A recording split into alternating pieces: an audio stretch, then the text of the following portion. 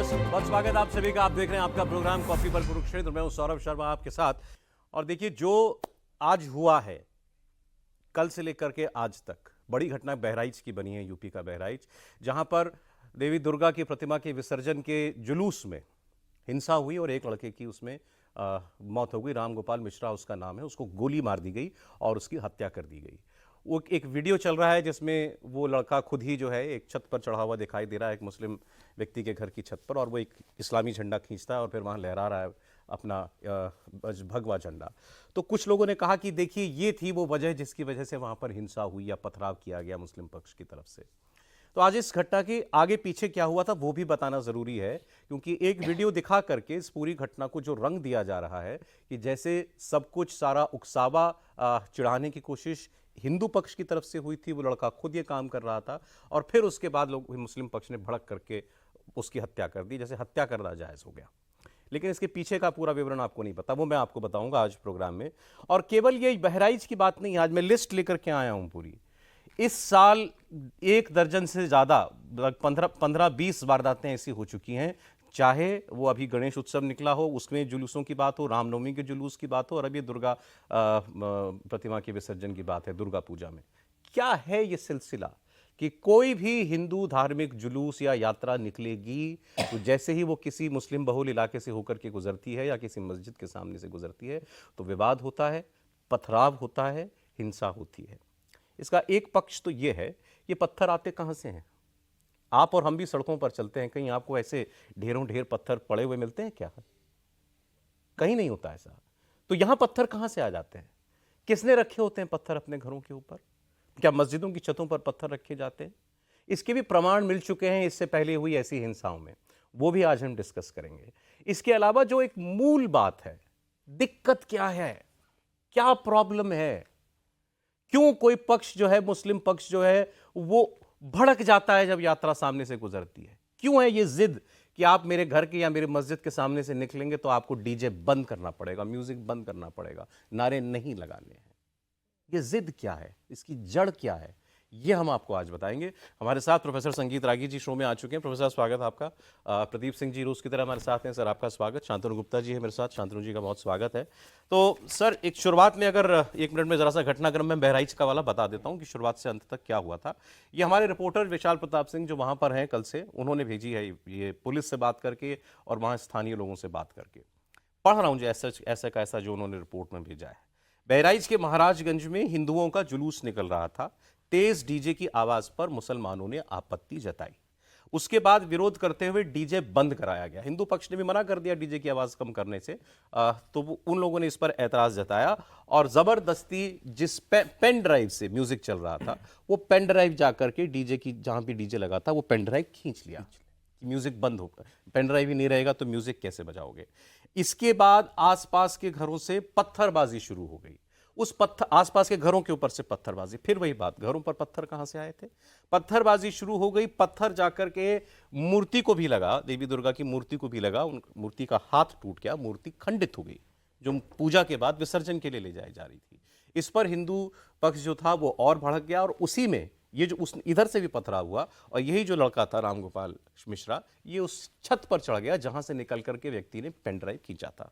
छत पर जाकर के बात सही है कि उसने वो हरे रंग का झंडा खींचा, खींचते ही वो दीवार भी टूट गई और उसने, उसके हाथ में भगवा झंडा था, वो उसको लहराने लगा।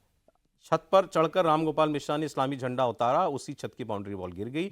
इसके बाद आरोप है कि मुस्लिम लोगों की तरफ से गोली चलाई गई। रामगोपाल को कई गोलियां लगीं। पुलिस के मुताबिक 4 से 5 राउंड गोली चली। दूसरा लड़का जो रामगोपाल मिश्रा के साथ ऊपर चढ़ गया था वो बच गया। रामगोपाल को कुछ हिंदू लड़कों ने छत से उतारा, अस्पताल ले गए, तब तक उसकी मौत हो चुकी थी।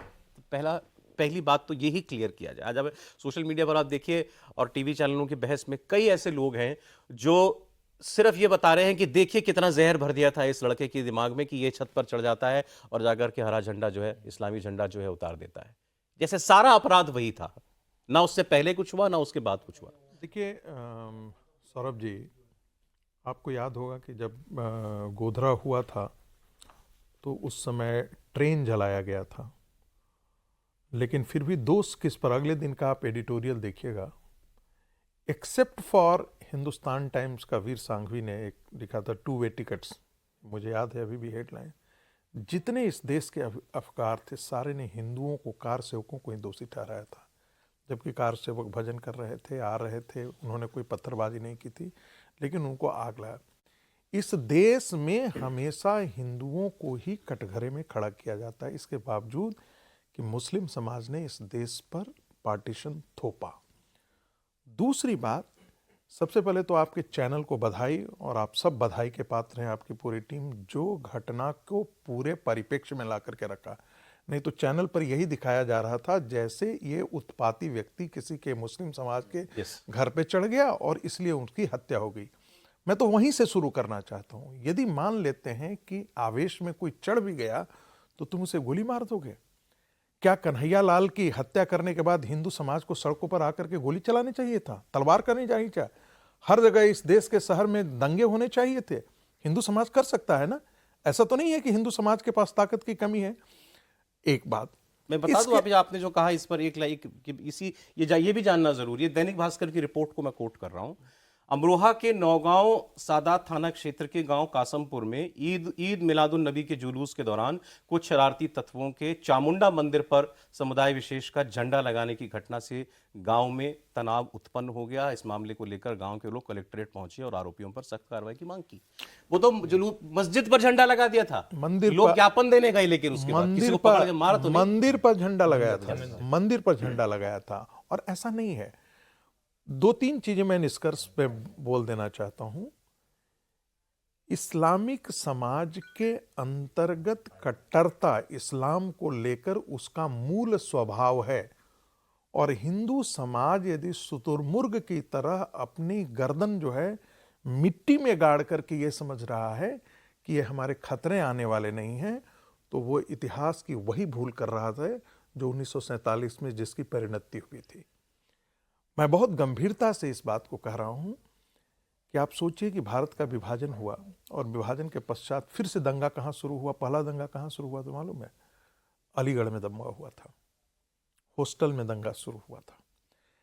आज के दिन में जैसे जैसे इस समाज की संख्या बढ़ रही है, इस समाज की आक्रामकता बढ़ रही है। उसको लग रहा है कि अब हम भारत की राजनीति को शेप करने की स्थिति में आ रहे हैं। पहले हम 9.6% थे, आज हम 18% के आसपास। किसी ने अंदाजा लगाया होगा क्या कभी बंगाल की धरती ने सोचा होगा कि वहां की मुख्यमंत्री ये कहेगी कि भाई जो ये हमारा अजान का समय है, उस समय दुर्गा विसर्जन या ऐसे मुस्लिम पर्वों के समय जो है वो दुर्गा विसर्जन का टाइमिंग बदलना पड़े? यानी कि इस भारत के अंदर आप कहते हैं सर्वधर्म समभाव है। सर्वधर्म समभाव है तो हमारे लिए क्यों संभाव नहीं भाई? एक बात और, कल जा करके हिंदू ये कहना शुरू कर दे कि भाई ये देखो, ये देश हिंदुओं का है, तुम्हारे लिए पाकिस्तान दे दिया गया है। और मैं तो इस बात का खुला समर्थन करता हूं कि मुसलमानों को दिया गया है, 35% जमीन दी गई है, 23% मुसलमान, 9% यहीं रह गए। कल जा करके कहे कि मुस्लिम हिंदू बहुल इलाके में तुम अजान नहीं कर सकते, उससे हमें डिस्टर्बेंस है। तुम्हें एक दिन, साल में एक दिन दुर्गा जी की प्रतिमा के विसर्जन के दिन यदि यदि गाने बजाने होते हैं, भक्ति संगीत होता है, भजन संगीत होता है, तो उससे तुमको प्रतिक्रिया। तुम रोज 5 बार जिक्र करते हो और हमें परेशानी होती है हिंदू बहुल इलाके में। हम ये नहीं करने देंगे। हमारी जमीन जो है वो अपाक हो रही है, नापाक हो रही है। आपके लिए भजन नापाक हो जाते हैं तो कल हिंदू समाज प्रतिक्रिया तो करेगा। ऐसा तो नहीं है कि प्रतिक्रिया नहीं करेगा। हालांकि गांधी जी ने एक चीज बड़ा था, और मैं बार बार कहता हूं, कहीं ना कहीं गांधी को भी हाँ, उन्होंने कहा average Hindu is a coward and average Muslim is a bully. दूसरा एक बात और गांधी जी ने कहा, communal Muslim is a rule and secular Muslim is exception. And दूसरी बात कहा, उल्टे ठीक इसके बोला, secular Hindu is a rule, communal Hindu is a exception. एक बात अंतिम जोड़ना चाहता हूं, हिंदू समाज की प्रतिक्रिया कभी भी देखेंगे अपने विस्तार के लिए नहीं होता, अपने को सुरक्षा कवच में रखने के लिए वो लड़ता है। वो सड़क पर आता है लेकिन वो भाग करके अंदर आ जाता है। हाँ। ये जितनी गोलियों से मरते हैं ना, पुलिस की गोलियां से अधिकांश मरते हैं। इस्लामिक मानसिकता जो है, इस्लामिक आक्रामकता अपने विस्तार के लिए है। तो इसलिए वो आपको एक टोला बना, हम उस टोले में नहीं आने देंगे। एक गांव मुस्लिम मेजोरिटी बनाया, अब आगे हमको एक्सपेंशन कर, अब हम आपको इसमें घुसने नहीं वो देंगे। एक्सक्लूसिव जोन बन गया। वो एक्सक्लूसिव जोन बन गया। आप देखेंगे कि इस देश के पुलिस अधिकारियों से बात कीजिए, जितने मुस्लिम बहुल इलाके हैं इस देश में, वो कॉम्युनल तौर पर सेंसिटिव घोषित रहते हैं। और ये सिर्फ यहां नहीं है, पूरी दुनिया के है। इसका मतलब एक समाज ही इस प्रकार की मानसिकता और प्रवृत्ति में जीता है। सर, ये और वो उसकी प्रेरणा उसकी थियोलॉजी से है। ठीक है, इस पर अभी आगे बात करते हैं कि इसका सैंक्शन कहां से मिल रहा है इनको। थियोलॉजी। ठीक है, अब मैं देखिए, एक बहराइच हो गया होता तो मान लिया जाता, या एक बहराइच में जुलूस में एक लड़का छत पर चढ़ गया, उसने झंडा उतार दिया, तो वहां पर वारदात हो गई या लोग इससे भड़क गए। रिकॉर्ड में अब आपके सामने मैं रख रहा हूं, कल ही झारखंड के गढ़वा में क्या हुआ, मूर्ति विसर्जन के दौरान झड़प, विवादित मार्ग पर बैरिकेडिंग थी, मुस्लिम इलाके में जाने नहीं दिया गया पुलिस को, जो लोग जुलूस निकाल रहे थे। महाराजगंज में क्या हुआ, दुर्गा पूजा के डोल में, डोल जो मूर्ति होती है, डोल के झंडे को लेकर हंगामा, समुदाय विशेष ने पत्थरबाजी की। कौशाम्बी उत्तर प्रदेश, दुर्गा पूजा मूर्ति विसर्जन में गुलाल उड़ाने पर हंगामा, मुस्लिम पक्ष की तरफ से पत्थरबाजी। गढ़वा झारखंड, दुर्गा पूजा मूर्ति विसर्जन के रूट में बदलाव, नाराज लोगों ने पत्थर चलाए। हावड़ा पश्चिम बंगाल, दुर्गा पूजा पंडाल की थीम पर भड़का समुदाय विशेष, मूर्ति विसर्जन यात्रा निकलते ही चलने लगे पत्थर। सीतामढ़ी बिहार, दुर्गा पूजा मूर्ति विसर्जन मस्जिद के आगे से गुजरने पर हंगामा, घर की छतों से समुदाय विशेष ने चलाए पत्थर। और ये लिस्ट मैं आपको पढ़ता ही जाऊंगा तो पूरा प्रोग्राम उसी के अंदर निकल जाएगा। आपको नूह का दंगा याद होगा, आपको 2022 का दिल्ली का जहांगीरपुरी का दंगा याद होगा। वक्त अगर मिला तो मैं ये जहांगीरपुरी के दंगे की FIR है, इस FIR में एक व्यक्ति जो है मुलजिम मोहम्मद अली पुत्र हसन, इसने अपना जो इकबालिया बयान दिया है वही आप पढ़ लें तो बहुत है। वो अपने इस इकबालिया बयान में कह रहा है, संक्षेप में आपको बता रहा हूं, कि हम आसपास के लड़कों ने ये तय किया कि अभी इन्होंने रामनवमी पर भी जुलूस निकाला था, नारेबाजी की थी, अब ये हनुमान जयंती का जुलूस जन्मोत्सव पर शोभा यात्रा निकालने वाले हैं, तो हमें इसमें कुछ करना है। यही लोग भीड़ में शामिल हुए, भीड़ के साथ बहस की, उनके साथ विवाद किया।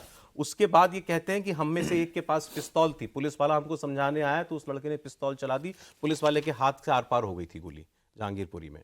फिर आगे सामने मस्जिद थी, वहां से पथराव शुरू हो गया। ये इकबालिया बयान में बता रहा है। मैं फिर वही पूछ रहा हूं, पत्थर कहां से आ जाता है सर? बार बार मुझे तो नहीं मिलता सड़क पे पड़ा पत्थर। पत्थर कहाँ से आ जाता है तो दिल्ली की दंगे में हमने उसके विजुअल्स देख लिए। जब तक वीडियो नहीं था तब तक तो कही सुनी बात थी कि हमने आरोप लगाया, आपने कह दिया कि नहीं आप झूठ बोल रहे हैं, तो ये आप हमारी बात मान लिए, ये आपकी बात मानिए। 1969 अहमदाबाद, एक मंदिर में जहाँ गौशाला भी थी, साधु लोग शाम को गायों को लेकर मंदिर में लौटते थे, मंदिर में लौट रहे थे, उर्स चल रहा था कहीं पर, तो गायों के आने से झुंड में चलती हैं, तो किसी को एक दो लोगों को या 4 लोगों को या हो सकता है 10 लोगों को चोट लग गई, मंदिर पर हमला हो गया, आसपास की दुकानें जला दी गई, 660 लोग मारे गए दंगे में। और ये 8 दिन तक दंगा चला। तो उनको बहाना चाहिए, प्रोवोकेशन नहीं चाहिए, बहाना चाहिए। प्रोवोकेट तो पहले से हुए बैठे हैं कि हमारे इलाके से नहीं, हमारे इलाके से नहीं गुजरना चाहिए। दूसरी घटना बताता हूं, अभी 1-1.5 साल पहले की है, मद्रास हाईकोर्ट का जजमेंट है इस पर। तमिलनाडु में एक कस्बे में मुस्लिम आबादी 90% हो गई। वहाँ एक मंदिर था जहाँ उनका परंपरागत रूप से साल में 2 बार शोभा यात्रा निकलती थी। मुसलमानों ने कहा कि अब ये नहीं निकल सकती, और ये न तो पूजा होगी, न घंटा बजेगा, न शंख बजेगा, और ये शोभा यात्रा तो बिल्कुल नहीं निकलेगी, और हमारे घर के सामने से या मस्जिद के सामने से कतई नहीं निकलेगी। डिस्ट्रिक्ट एडमिनिस्ट्रेशन में शिकायत की, डिस्ट्रिक्ट एडमिनिस्ट्रेशन ने मना कर दिया मंदिर को, ये शोभा यात्रा नहीं निकलेगी। इसलिए क्योंकि वहां आबादी मुसलमानों की हो गई। उन्होंने कहा हम 90% हैं, हम जो कहेंगे वो करना पड़ेगा। तो उसके बाद वो गए, वही गए हाई कोर्ट कि जिला प्रशासन को और राज्य सरकार को निर्देश दिया जाए इसको इंश्योर करने का। हाई कोर्ट का वो जजमेंट हर हिंदू को और हर जो है जागरूक नागरिक को पढ़ना चाहिए। उन्होंने कहा कि अगर ये आदेश दे दिया तो देश में अराजकता फैल जाएगी। फिर तो हिंदू बहुल इलाकों में हिंदू कहेंगे कि हमारे इलाके से कोई मुस्लिम जुलूस नहीं निकल सकता, हमारे मंदिर के सामने से कोई जुलूस नहीं निकल सकता मुसलमानों का।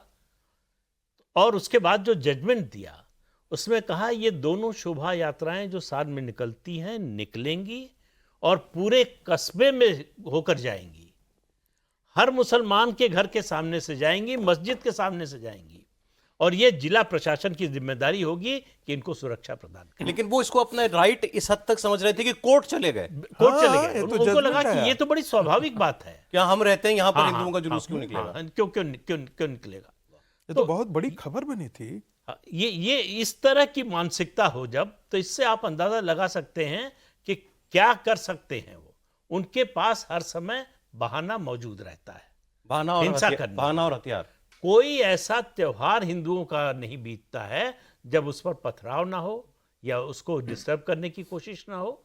और कोई एक ऐसा अवसर जो है मुसलमानों का आप नहीं बता सकते जिस पर हिंदुओं ने पथराव किया हो या उसको रोकने की कोशिश की हो। उनकी जुलूस निकलते कोई इलाका, अभी बात हो रही थी तो जो संवेदनशील इलाके की बात कर रहे थे रागी जी, भारत में कोई एक हिंदू बहुल इलाका नहीं है जिसको कहा जाए कि ये संवेदनशील है। तो जहां संख्या में ज्यादा है वहां संवेदनशील नहीं है, जो संख्या में कम है उनके इलाके से हम गुजरेंगे तो संवेदनशील होगा। ये एडमिनिस्ट्रेशन की भाषा बन गई है। ये नतीजा है सेकुलरिज्म का। और इसी पर ये जो योगी जी ने कहा ना कि बटोगे तो कटोगे, उन्होंने तो आज कहा, गुरुदेव रविन्द्रनाथ टैगोर ने लिखा है कि समस्या ये है कि हम अगर कोई मुसलमान आवाज दे तो हजारों लाखों की संख्या में लोग इकट्ठा हो जाएंगे, हम आवाज दें तो कोई नहीं इकट्ठा होगा। हिंदुओं के लिए कह रहे हैं। वो कह रहे हैं कि फिर हम बढ़ जाते हैं, हम इस जाति के हैं, हम इस भाषा के मानने वाले हैं, हम इस क्षेत्र के मानने वाले हैं, तो हम अभिशप्त हैं इसके लिए जो हो रहा है हमारे साथ।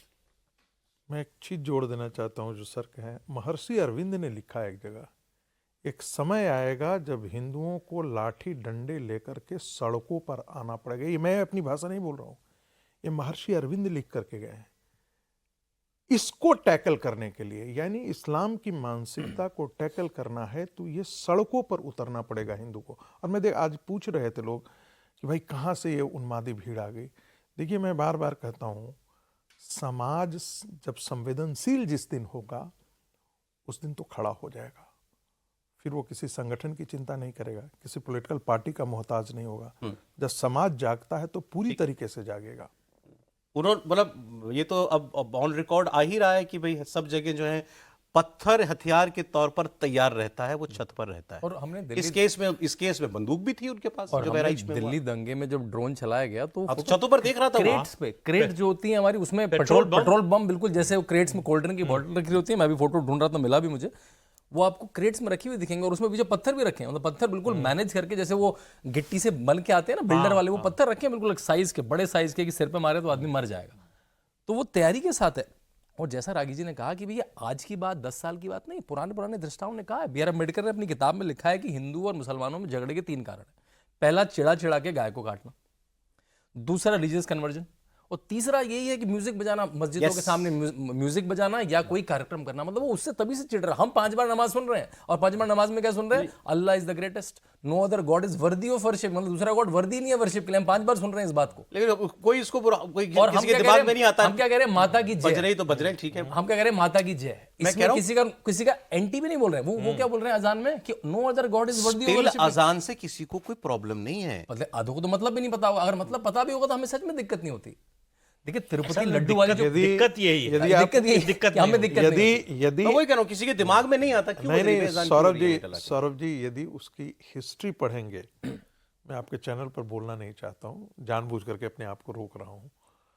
यदि आप हिस्ट्री पढ़ेंगे अजान की, तब आपको पता लगेगा कि कैसे इसकी शुरुआत हुई। एनीवे सर, ये तो खैर अलग बात हो जाएगी। लेकिन आपने जो कहा कि कल को अगर हिंदू पक्ष कहने लगे कि क्यों भाई मुझे क्यों 5 बार सुनना पड़ रहा है, अगर आपको अपने घर के सामने से डीजे चलना अलाउड नहीं है तो मुझे कान में क्यों 5 बार आवाज आना? सोचिए क्या होगा। ये देखिए, ये जो हो रहा है, ये सीए के समय से शुरू हुआ था। कोरोना आ गया तो सिलसिला रुक गया। ये सीधे सीधे सिविल वॉर की तैयारी है। अब सर कि ये जो जो नहीं, वो कहते हैं फैसला कुन लड़ाई का वक्त आ गया है, बस फैसला कुन लड़ाई का वक्त आएगा, फैसला कुन लड़ाई का वक्त आ गया है। मैं थोड़ा इससे सहमत हूँ सर, जो प्रदीप जी ने कहा। अब चुनाव तय करना है, यदि वो चुने समय और वक्त चुनते हैं तो आपकी पराजय होगी। हिंदू समाज यदि वक्त तय करता है, मैं ये नहीं कह रहा हूं कि सिविल राइट्स हो जाए या वो हो जाए, प्रतिक्रिया करना और प्रतिकार करना, ये हिंदू समाज को सीखना पड़ेगा। संघ प्रमुख ने क्या कहा अभी? मैं कह रहा हूं संघ प्रमुख के सिर्फ ये बात नहीं है, संघ प्रमुख तो बहुत दिनों से कह रहे हैं हिंदू समाज को संगठित हो, लेकिन जातियों में बांटने वाले, ये गुज्जर है, ये राजपूत है, ये है, ये ब्राह्मण है, ये भूमियार है, ऐसे करके हमने भी उस चीज को आज 70 साल में भी हमने उससे हम हटे नहीं है।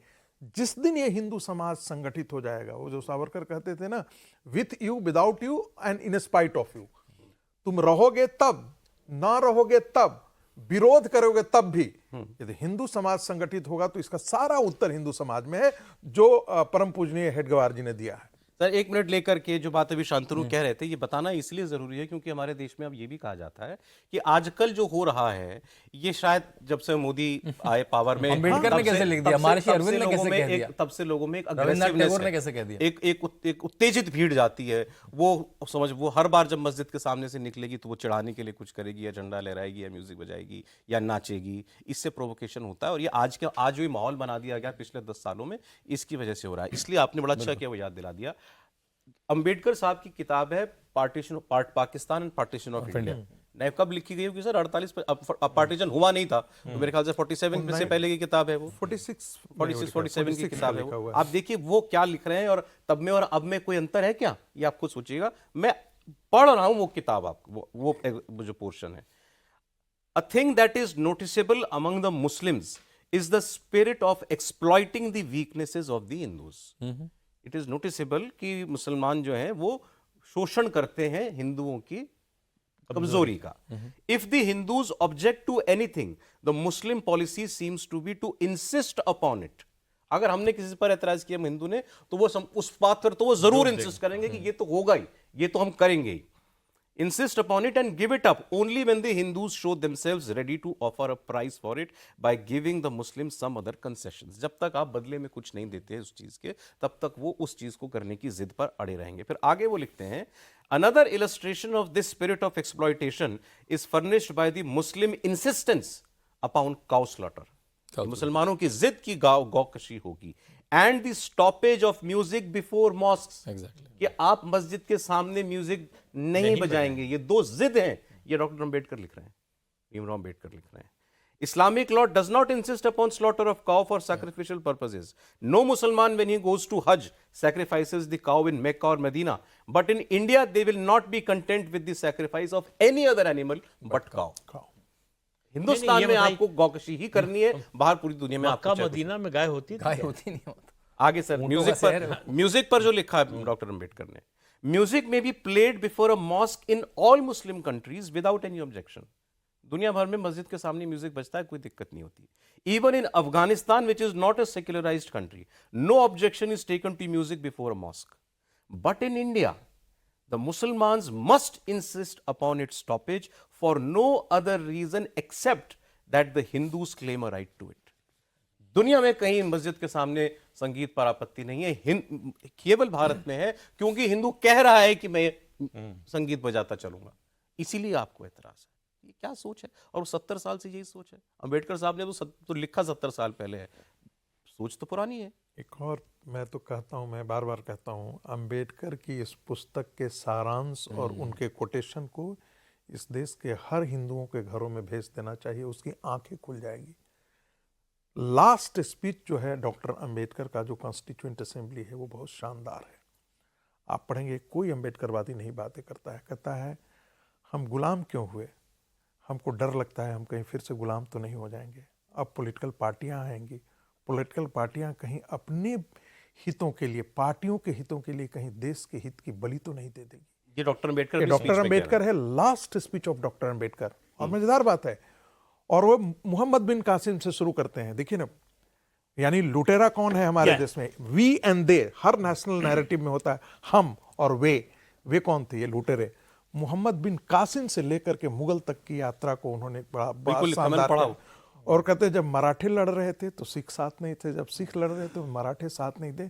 हम गुलाम ही इसीलिए हुए क्योंकि हम विभाजित थे। वो तो किताब सच में आज आपको खोल देने वाली है। आज समय की पुकार है। मैं फिर कहता हूं, छोड़िए ये बीजेपी जीत रही है, वो जीत, वो तो बाई प्रोडक्ट है। जिस दिन हिंदू समाज ये दिन नहीं इकट्ठा हुआ तो आप देखिए बांग्लादेश में आज क्या हालत हो गई। नहीं, अभी देखिए ना, आप ही की बात पर अखिलेश यादव जी ने क्या कहा इस इशू पर, शांतनु महराइच को लेकर के उन्होंने कहा, मेरी अपील है जो पक्ष है कानून व्यवस्था बनाए रखे, जो घटना हुई वो दुखद है, किस कारण हुई है प्रशासन शासन आप सब जानते हैं, एक चौकी इंचार्ज अधिकारी को हटाकर कानून व्यवस्था नहीं संभलेगी। आगे, जिस वक्त जुलूस निकला प्रशासन को ध्यान रखना था, रूट क्या है, देखिए रूट सेंसिटिव एरिया, सुरक्षा व्यवस्था है कि नहीं, उस लाउड स्पीकर पर क्या बजाया जा रहा था, गाना भी पहले उस अखिलेश लाउडस्पीकर यादव पर क्या बताएंगे। बज रहा था जो मुसलमानों को आपत्ति हुई। अगर मैं कहूं तो सरकार कुछ और बात कहेगी, लेकिन प्रशासन को ध्यान रखना था कि आखिरकार क्या बजा रहे थे, क्या किसी को अपमानित कर रहे थे। वो सवाल उठा रहे हैं कि इस जुलूस में कुछ गड़बड़ हो रही थी। सियाओं के साथ दंगे हो जाते थे लखनऊ में। यही कहा जाता है ना कि जुलूस, ये मोदी जब से आए हैं तब से इन्होंने लोगों के मन में जहर भर दिया। लड़के जो हैं मस्जिद के बाहर हंगामा करते हैं। नहीं, ये सब बात मान लेते अगर 2014 से पहले ऐसा ना हो रहा होता।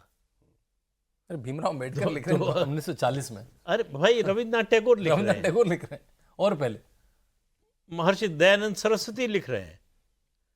तो उस समय तो मतलब बीजेपी कहीं सीन में तब भी तो नहीं थी, डीजे मतलब सिस्टम में किसी नहीं, को हाथ से सोचा भी जाके नहीं था। तब तो गाते हुए जाते हाँ। होंगे, तब तो डीजे सिस्टम भी नहीं थे, हाँ, तब तो लाउड स्पीकर भी नहीं नहीं था। थे, बड़े सिस्टम हाँ, नहीं हाँ। थे, लोग गाते होंगे। तो दिक्कत है कि भाई मैं दूसरे भगवान, दूसरी प्रथा, दूसरे कल्चर के बारे में सुन भी नहीं नहीं, सकता। वो बेसिक समस्या है कि तुम हो क्यों, हो क्यों, व्हाई डू यू एग्जिस्ट? तुम्हें होना ही नहीं चाहिए, तुम्हारा अस्तित्व नहीं होना चाहिए।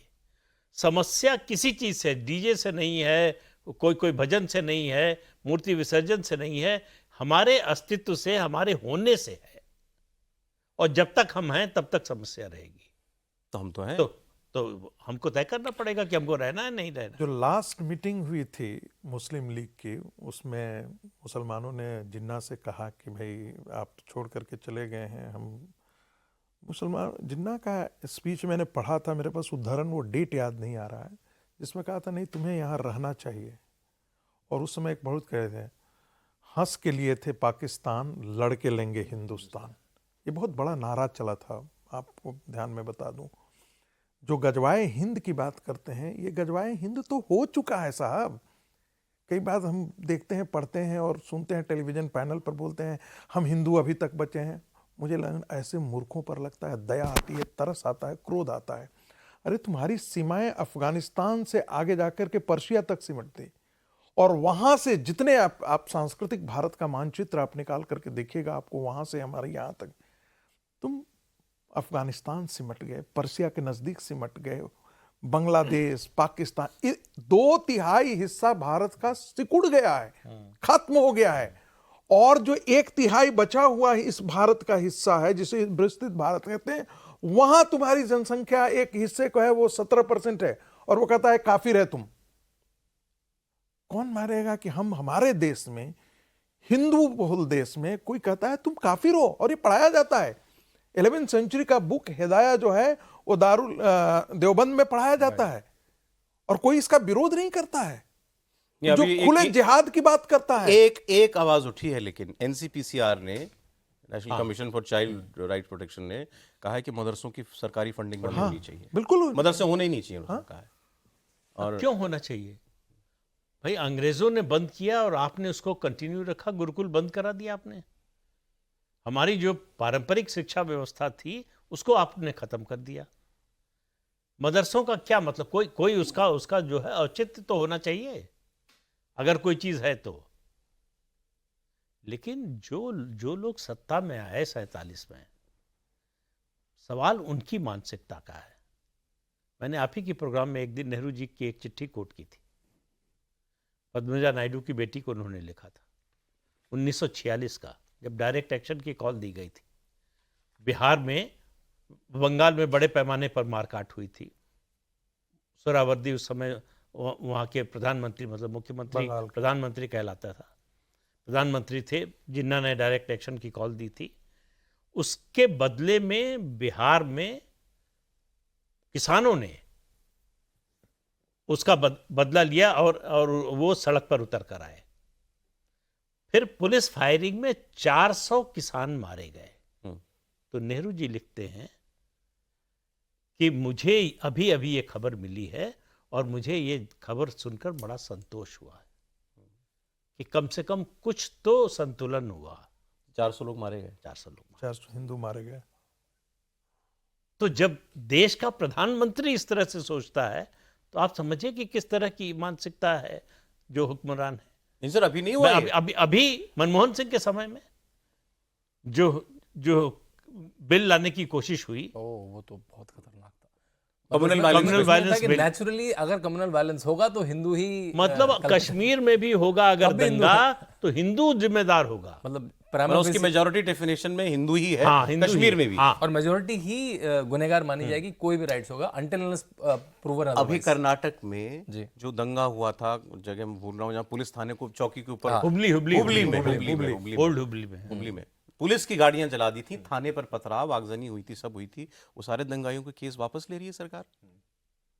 अब क्यों लोगे आप? वसीरहाट में क्या हुआ आपकी था? पुलिस पर हमला हो रहा है और आप केस वापस नहीं लोगे? वापस ले लिया, इसके बावजूद कि पुलिस मना कर रही है, आपका लॉ डिपार्टमेंट मना कर रहा है कि ये केस वापस नहीं लेना चाहिए, इसके बावजूद आप वापस ले। अभी एक जरा ये अखिलेश यादव जी ने अभी भी फिर कुछ पोस्ट किया है एक्स पर। वो लिख रहे हैं, चुनाव का आना और सांप्रदायिक माहौल का बिगड़ जाना ये इत्तेफाक नहीं है। जनता सब समझ रही है, हार के डर से हिंसा का सहारा लेना किसकी पुरानी रणनीति है, सब जानते हैं। ये उपचुनाव की दस्तक है। दिखावटी कानून व्यवस्था की जगह अगर सरकार सच में पुख्ता इंतजाम करे तो सब सही हो जाएगा, लेकिन ऐसा होगा तब ही जब ये सरकार चाहेगी। वो कह रहे हैं कि ये तो उपचुनाव के लिए दंगा करा दिया मुजफ्फरनगर दंगा इन्होंने उपचुनाव बीजेपी ने, क्योंकि उपचुनाव होने, बाई इलेक्शन होने, इसलिए दंगा यहाँ करा उपचुनाव है ना, बंगाल में तो नहीं दिया। है, झारखंड में तो नहीं है। झारखंड में तो है, झारखंड में आने वाला है, चुनाव है, चुनाव आने वाला है, आने वाला है। लेकिन सिर्फ झारखंड और ये तो नहीं है, इस देश के कम से कम 11 प्रांतों की तो रिपोर्ट मेरे पास है जहां पर ऐसी घटनाएं घटी हैं, जहां पर आज के दिन में चुनाव नहीं होने वाले हैं। तो आप चुनाव के और राजनीति के चादर ओढ़ करके उनकी सच्चाई को जो है, उनकी आक्रामकता को आप हमेशा बचाने सर की जल्दी से कोशिश एक करते चीज, हैं। मतलब क्योंकि हमने इस पर बात नहीं की, प्रोग्राम और लंबा होता तो इस पर आधा घंटा बात करते। इसका इलाज क्या है? पुलिस की सख्ती इलाज है या छोड़ दें आप उन सो कॉल्ड सेंसिटिव जोन्स में जाना? क्या है सोल्यूशन? वो तो नहीं। नहीं, ये तो वैसे ही है कि फुटपाथ पर सबसे ज्यादा दुर्घटनाएं होती हैं, तो आप फुटपाथ पे चलना छोड़ दीजिए। ये तो कोई हल क्या नहीं। करें? सड़क पे चलना हल छोड़ ये दीजिए। है कि आप अपनी ताकत को, अपने अधिकार को असर्ट कीजिए। आप जितना पीछे हटते जाएंगे उतना सिमटते जाएंगे। आपको तय करना पड़ेगा, कुछ भी कीमत चुकानी पड़े, इसके पीछे नहीं हटेंगे, क्योंकि हम सच्चाई पर हैं। और महाभारत में भगवान कृष्ण ने कहा था कि जब धर्म विरोधी शक्तियां, क्रूर शक्तियां सक्रिय हों, तब नैतिकता की बात करना कायरता है। तो इसलिए ये याद रखना चाहिए कि अपने हक के लिए लड़ना, ये कोई, इसका नैतिकता से कोई संबंध नहीं है कि हम नैतिकता के पैमाने पर कसें कि अगर हमको कोई खत्म करने पर तुला है तो किसी के साथ व्यक्तिगत रूप से अगर जो लोग समर्थन कर रहे हैं इन लोगों का, दंगाइयों का, उनसे पूछे कि उनके घर पर हमला हो जाए तो क्या करेंगे? देव और दानव की लड़ाई में दानव कौन है, देव कौन है, देव समाज कौन है, दानव समाज कौन है, इस देश की जनता को समझने की आवश्यकता है और उसके लिए तैयार रहने की आवश्यकता है।